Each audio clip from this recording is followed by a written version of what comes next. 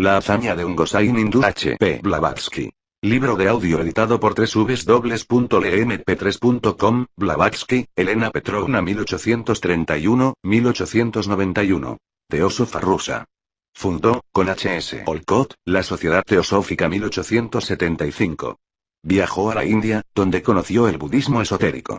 Entre sus obras, destacan Isis sin velo 1877 y La voz del silencio 1885-1889. En la India, como en la China, el Japón y en otras partes de Oriente, es innegable que existen juglares o prestidigitadores, algunos de los cuales superan en sus habilidades a cuanto conocemos aquí en Occidente.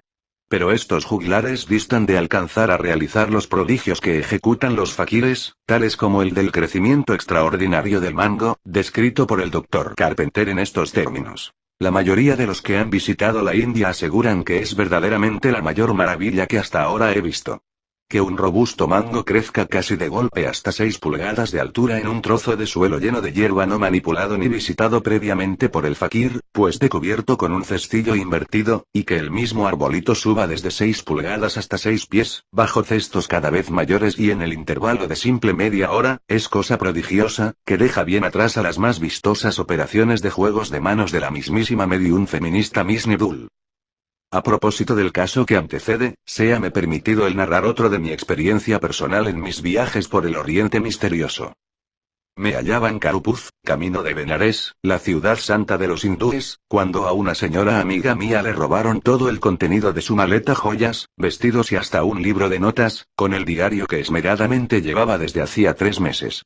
Todo había desaparecido misteriosamente del fondo de aquella, sin que la cerrada cerradura ni los costados de la maleta presentasen la menor huella de violación.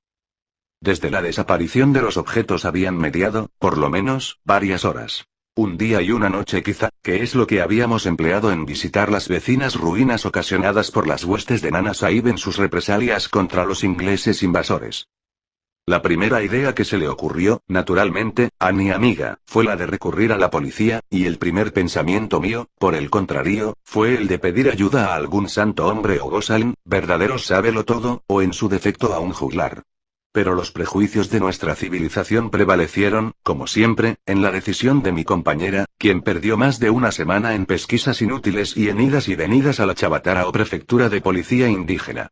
Cansada ya, accedió, al fin, a mis deseos, y se buscó a un Gosain, que pronto llegó a nuestro bungalow, situado en la orilla derecha del río y dominando todo el panorama del Ganges.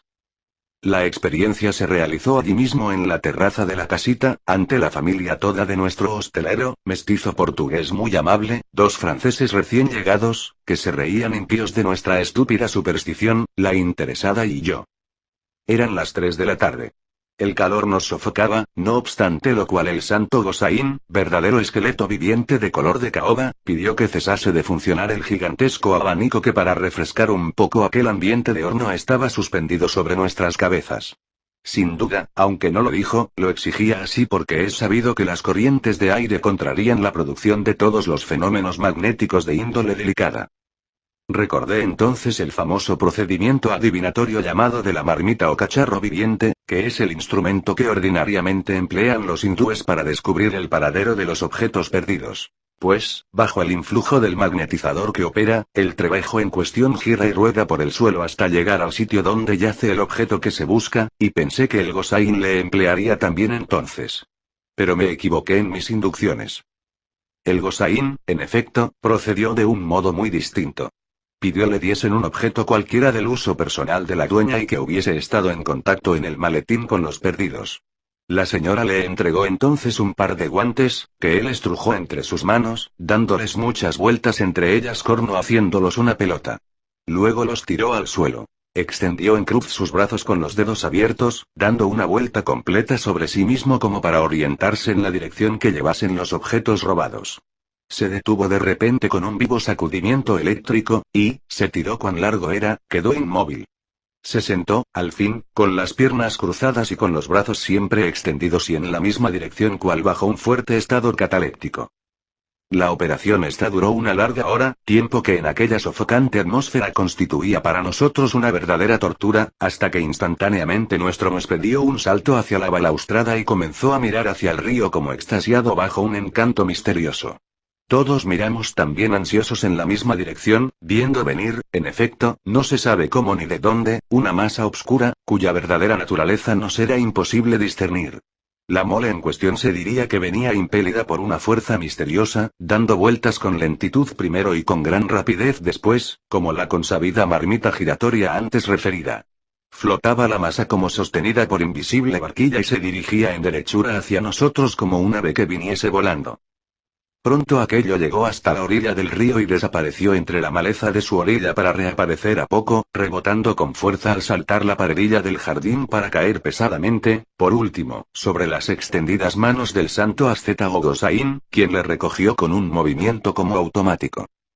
Al abrir entonces el anciano sus antes cerrados ojos, dio un profundo suspiro, apoderándose de él un violentísimo terror convulsivo, mientras que nosotros nos habíamos quedado paralizados de asombro, y los dos franceses, antes tan escépticos, parecían como idiotizados. Levantóse luego el Gosaín, desenvolvió la cubierta de lona embreada, dentro de la que, oh, sorpresa, se hallaban los objetos robados y en buen estado, sin faltar uno. Finalmente, sin decir palabra y sin esperar a recibir por su prodigio ni las gracias siquiera por parte de la anonadada dueña, hizo una profunda zalema y desapareció calle adelante, costándonos gran trabajo el alcanzarle para hacerle aceptar a viva fuerza media docena de rupias, que el anciano recibió en su escudilla.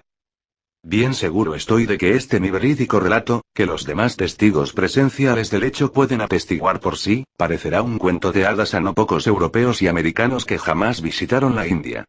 Pero siempre tendremos en nuestro abono, contra los suspicaces y malévolos análisis telescópicos y microscópicos, e insolentes de nuestros científicos al uso, el testimonio del no menos inexplicable juego del árbol, antes copiado del trabajo de nuestro sabio físico el Dr. Carpenter. Libro de audio editado por www.lemp3.com, Blavatsky, Elena Petrovna 1831-1891. Teósofa rusa. Fundó, con H.S. Olcott, la Sociedad Teosófica 1875. Viajó a la India, donde conoció el budismo esotérico.